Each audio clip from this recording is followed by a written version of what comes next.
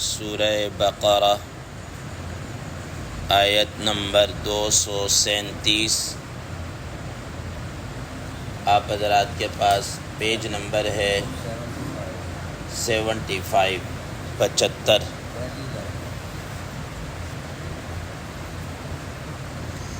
اعوذ باللہ من الشیطان الرجیم، بسم اللہ الرحمن الرحیم۔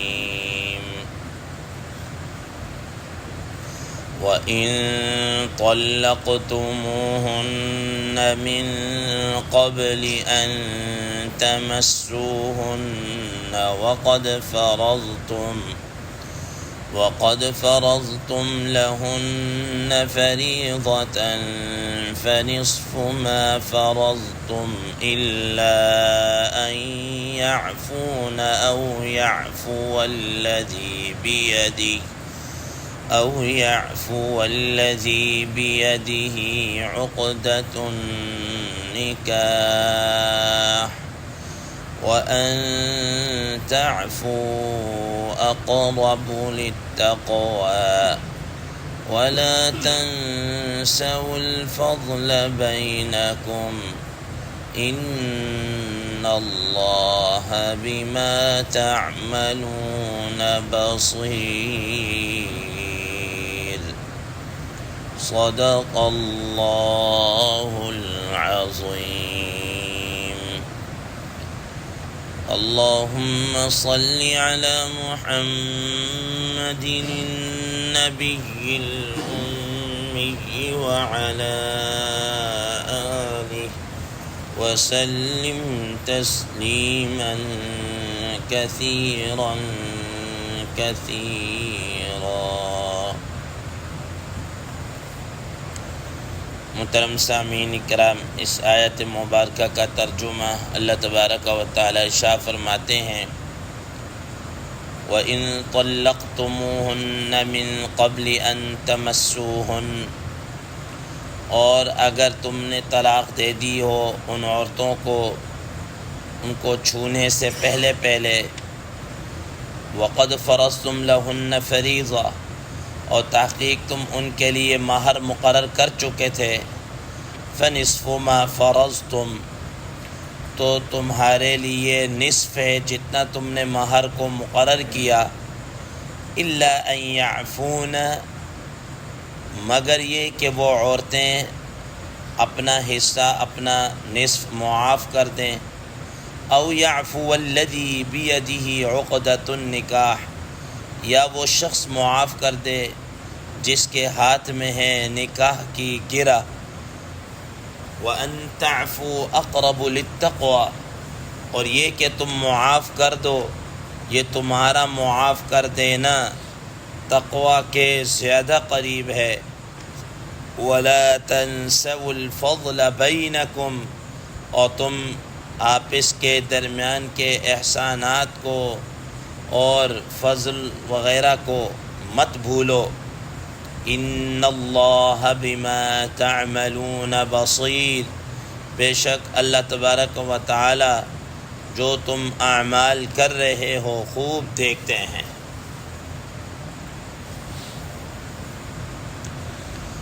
محترم سامعین کرام، طلاق کے حوالے سے مسائل پر گفتگو ہو رہی۔ کل ایک یہ مسئلہ بیان ہوا کہ کسی آدمی نے کسی عورت کے ساتھ نکاح کیا، مہر مقرر نہیں ہوا، اور رخصتی سے پہلے یعنی میاں بیوی کے آپس کے تعلق اور ملاپ سے پہلے طلاق ہو چکی، تو اب اس ضمن کے اندر کیا کیا جائے گا؟ تو فرمایا کہ چونکہ مہر تو مقرر نہیں ہے، مہر وغیرہ مقرر نہیں ہے، نکاح تو ہو چکا ہے، لیکن اب یہ آدمی نے طلاق دے دی ہے تو اس کو چاہیے کہ وہ اس عورت کو متعوہن، کہ کم از کم کوئی فائدہ پہنچا دے، کوئی جوڑا وغیرہ دے دے، اور یہ جوڑا دینا اپنی حیثیت کے مطابق ہو۔ لیکن اس ضمن کے اندر ایک بات یہ ذہن نشین رکھیے گا، جس کو پہلے ہم بیان کر چکے ہیں، یہ تو یہ ہے کہ آدمی نے طلاق دی ہے، اگر ان کیس آدمی کا انتقال ہو جاتا ہے، رخصتی نہیں ہوئی، نکاح ہو گیا اور مہر وغیرہ مقرر نہیں ہے، ٹھیک ہے، اور اس آدمی کا انتقال ہو گیا، تو اب کیا ہے، اب یاد رکھیے گا اس شکل کے اندر اس عورت کو کیا کہتے ہیں، مہر مثلی بھی ملے گا، اس عورت کے اوپر عدت بھی ہوگی، وہ عورت اس آدمی کی کیا وارثہ بھی بنے گی، ٹھیک ہے، اس آدمی کی جائیداد اور وراثت کے اندر بھی اس کا کیا ہے، حصہ مقرر ہوگا۔ آج کی اس 10 آیت مبارکہ میں اس کا دوسرا پارٹ آپ یہ سمجھ لیجئے کہ آدمی نے مہر وغیرہ مقرر کر دیا تھا، مہر وغیرہ مقرر ہے، لیکن رخصتی نہیں ہوئی، کوئی آپس میں میاں بیوی کا میلاپ وغیرہ کچھ بھی نہیں ہوا اور اس سے پہلے طلاق ہو گئی، تو اب کیا کیا جائے گا، اس بات کو اس آیت مبارکہ کے اندر بیان کیا۔ اللہ تبارک و تعالیٰ فرما رہے ہیں کہ ایسی صورت کے اندر جو تم نے مہر مقرر کیا ہے، فنصف ما فرضتم، تو تمہارے ذمے یہ کہ جتنا مہر مقرر کیا ہے اس کا نصف تم لے لو اور نصف کو کیا کر دو، تم چھوڑ دو، نصف تم لے لو اور نصف چھوڑ دو۔ گویا کہ اگر فرض کیا 1,00,000 روپے مقرر ہوا تھا مہر، اور آپس میں مثال کے طور پر کوئی بات نہیں بن پائی اور رخصتی سے پہلے میاں بیوی کے ملاپ سے پہلے ہی طلاق ہو چکی ہے، تو اب کیا ہے کہ 50,000 روپے تم اس کو کیا ہے، مہر تم نے ادا کرنا ہے، 50,000 روپے کا وہ حقدار ہے۔ حضرات مفسرین کرام رحمہ اللہ فرماتے ہیں کہ اس اصل میں بہتر یہی ہے کہ آدمی زیادہ سے زیادہ جو ہو سکتا ہے اس کو دے، تاکہ دل جوئی رہے اور آپس میں کسی قسم کے آپس کی جو تلخی ہے یا کچھ ہے وہ نہ رہے بیچ میں۔ روایات میں آتا ہے کہ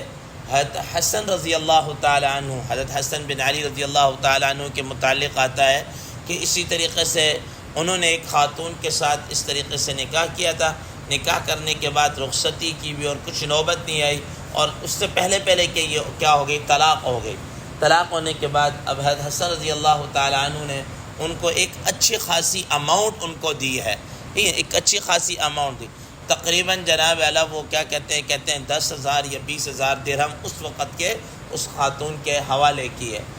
تو بہرحال یہ ہے کہ اگر مہر مقرر ہو چکا ہو تو اس کا آدھا جناب اعلیٰ وہ کیا ہے، آپ اس کو دے دیں، آدھا واپس لے لیں۔ ہاں، 2 صورتیں اس کے اندر بیان کر رہے ہیں، الا ان یعفون او یعفو الذی بیدہ عقدۃ النکاح، مگر وہ عورت اگر معاف کر دے اپنا حصہ کہ جی ٹھیک ہے طلاق ہو گئی ہے، نکاح ہوا ہے، طلاق ہو گئی، رخصتی کی نوبت ہی نہیں آئی، کچھ بھی نہیں ہوا، تو اب ایسی حالت کے اندر جناب والا وہ کیا کہتے ہیں، اپنا میں کوئی حصہ نہیں لے رہی، ٹھیک ہے، الا ان یعفون، اس نے سارا استعمال کہ میں نے جو 50% جو میں نے لینا ہے وہ بھی میں نے کیا کر دیا، معاف کر دیا، میں کچھ بھی نہیں لے رہی، تب بھی جناب اعلیٰ اس کا رائٹ ہے، وہ معاف کر سکتی ہے، لینا چاہے لے سکتی ہے، معاف کرنا چاہے تو معاف بھی کر سکتی ہے۔ او یعفو الذی بیدہ عقدۃ النکاح، یا وہ آدمی معاف کر دے جس کے ہاتھ میں ہے نکاح کی گرہ، یعنی خامن، ٹھیک ہے نا، آدمی شوہر،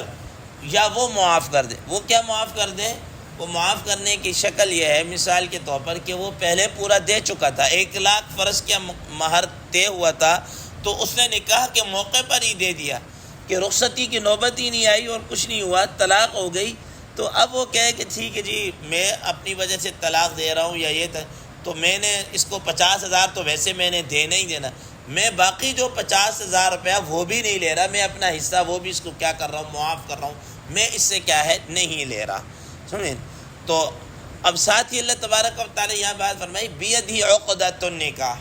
کہ جس کے ہاتھ میں ہے نکاح کی گرہ۔ حضرات مفسرین کرام رحمہ اللہ فرماتے ہیں کہ اس کا مطلب یہ ہوا کہ طلاق دینا یہ مرد کے اختیار میں اللہ تبارک و تعالیٰ نے رکھا ہے، نکاح کی گرہ کو یعنی نکاح کی لگام کو اللہ تعالیٰ نے مرد کے ہاتھ میں رکھا ہے، وہ طلاق دینا چاہے تو دے سکتا ہے، نہ دے تو نہیں دے سکتا۔ عورت خود سے اپنے آپ کو طلاق نہیں دے سکتی، ٹھیک ہے نا، یا مرد کو وہ طلاق دینا چاہے تو نہیں دے سکتی۔ ہاں، عورت کے پاس جو اختیار ہے وہ خلا کا ہے، جس کا ہم پیچھے تذکرہ پڑھ کے آ چکے ہیں کہ وہ اگر کوئی ان کیس اگر کوئی مسئلہ بنتا ہے تو وہ خلا کا اس کو شریعت نے اختیار دیا، طلاق کا اختیار نہیں دیا۔ تو بہرحال یہ فرمایا بیدہ عقدۃ النکاح وان تعفوا اقرب للتقوی، اور ساتھ ہی فرما دیا کہ یہ تمہارا معاف کر دینا، یہ بندوں کی طرف سے بتایا، یہ تمہارا معاف کر دینا یہ زیادہ تقوی کے قریب ہے کہ تم اپنا حصہ ان کو چھوڑ دو، ٹھیک ہے، جو تم نے آدھ و آدھ مہر واپس لینا ہے تم واپس نہ لو، ٹھیک ہے، تم اسی کے پاس سے لے دو، تم معاف کر دو، یہ تمہارا معاف کرنا اقرب للتقوی، یہ زیادہ تقوی کے قریب ہے۔ ولا تنسوا الفضل بینکم، اور ساتھ ہی فرمایا کہ دیکھو آل اوور جب انسان طلاق دے دے،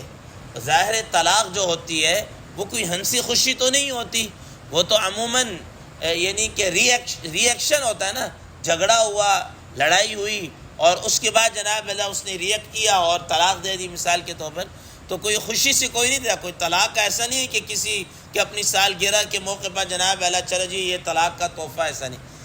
اگر ان سارے مسائل کے اندر کہیں طلاق واقع ہو جائے تو اللہ تبارک و تعالیٰ فرما رہے ہیں کہ ایسا نہیں ہے کہ اب تم جناب اعلیٰ ایک دوسرے کے خلاف دست و گریبان ہی رہو اور وہ تمہیں گھسیٹ رہا ہے عدالت کے اندر، یہ تم اس کو گھسیٹ رہے ہو عدالت کے اندر اور ایک زندگی کیا جیرن سی بن کر رہی۔ ولا تنسوا الفضل، آپس کے جو احسانات ہیں اس کو مت بھولو، اس کو مت بھولو۔ ظاہر ہے میاں بیوی ہیں، ایک عرصہ تو اپنے ساتھ گزارا نا طلاق کی شکل، اس سے پہلے تو ایک عرصہ گزارا ہے، تو آپس میں مرد کے عورت کے اوپر احسان ہوں گے، عورت کے مرد کے اوپر کیا ہوں گے، احسانات ہوں گے، کچھ نہ ایسا تو نہیں ہے نا کہ کوئی ایک دوسرے پر احسان یا دوسرے کا خیال نہ کیا، کہیں نہ کہیں خیر خواہی کا جذبہ تو ہوتا ہی ہوتا ہے، ٹھیک ہے نا۔ تو فرمایا ولا تن، یہ جو آپس کے جو احسانات کی ہے ایک دوسرے پر اس کو مت بھولو، ٹھیک ہے نا۔ اور اسی طریقے سے ایک اور معنی بھی ولا تنسوا الفضل بینکم، کہ مردوں کو جو آپ تمہارے درمیان میں جو ایک فضیلت حاصل ہے اس کو مت بولو۔ کیا مطلب؟ اگر اس ضمن میں دیکھا جائے کہ مردوں کو عورتوں کے اوپر ایک فضیلت حاصل ہے، اس معنی میں بھی نہ بھولو، اور دوسرے نمبر پر یہ ہے کہ فضیلت کا مطلب یہی ہے کہ تم نے جو تمہارا حصہ بنتا ہے وہ بھی تم اس کو کیا کر دو، چھوڑ دو، اور اس پر چھوڑ دو اس کا۔ پھر میں ان اللہ بما تعملون بصیر، یاد رکھنا جو تم جتنے بھی معاملات کر رہے ہو اللہ تبارک و تعالیٰ اس کو خوب کیا ہے دیکھ رہے ہیں۔ محترم سامعین اکرام، قرآن مجید کی جتنی بھی آیات یا اس طرح کے جتنے معاملات ہیں جہاں پر